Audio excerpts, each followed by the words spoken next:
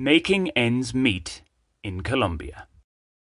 A few weeks back, on one of my Pueblo escapes from Bogotá, to La Paz, Santander precisely speaking, I had an interesting conversation with a man about Colombia's less well-off.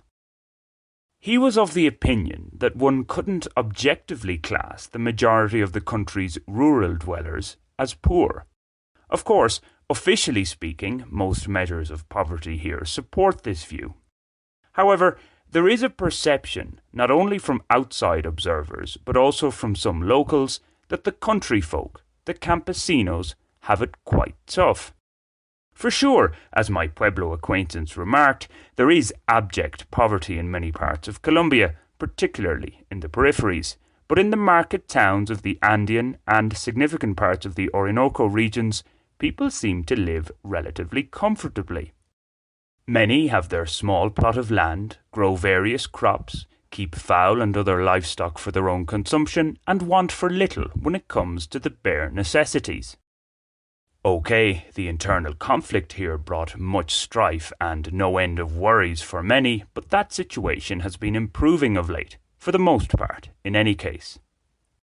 Nonetheless, recent arrivals here from high-income nations are often shocked to see what many locals survive on. Obviously, when average wages are viewed in dollar or euro terms, they are paltry, but it's the peso we deal in here. Right now, as a single, childless man, I get by, on average, on about 1,200,000 pesos per month. This is slightly higher than Colombia's minimum wage, but I am in the relatively expensive capital city. My monthly rent, at 550,000, is, unsurprisingly enough, the single biggest item of expenditure. Such an amount in most small towns would get me my own place. I house share in Bogotá. Of course, this means I'm always quite budget conscious, buying fruit and veg on offer on any given day rather than going for what I might ideally want, keeping clothes purchases to pretty much the essentials, things like that.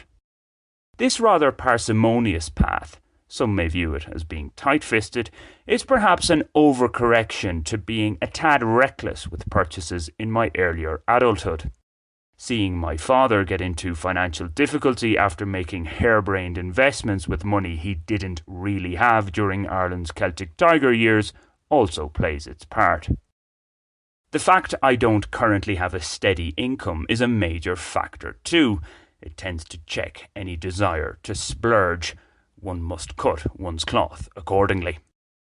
Now, this isn't to say I don't have a lively social life. By any measure, I do. Yes, it is largely limited to the barrio beat, a drawback for some people. I, however, am loath to spend what are akin to Irish or UK prices in some of Bogotá's swankier parts. As a further positive for the ordinary Pueblo life, such wild price fluctuations when it comes to socialising and the like aren't generally a factor. I also travel fairly frequently in the Andean region in any case. It must be noted, unfair as it may be, that as a native English speaker I can command higher prices per hour for any English-related work compared to most locals. It's how the free market rolls, isn't it? So, with my minimalist lifestyle, particularly since the coronavirus pandemic, I've been able to live off the odd relatively well-paid project, remaining largely in control of my own time. As mentioned above, though, not having a regular, reliable income does have its negative aspects. The other problem for somebody from a high-income nation but now living in a middle-income country and earning an average wage in that territory is that any visit home becomes quite expensive. This isn't a complaint on my part. It was, after all, my free choice to come and live here. And had I heeded the not-so-gentle hints from La Canturia, Colombia, I would have left at least 4 years ago. The majority of Colombians, to state the obvious, are born with this problem. If they want to leave their homeland to earn the bigger bucks in the likes of Canada, Europe, or the USA, it can be quite the financial undertaking. This is particularly so if they've no pre-existing family support in such places. That is if they want to leave.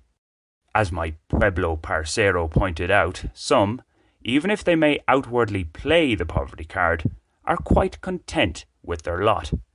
That grass may not be as green as it seems over yonder.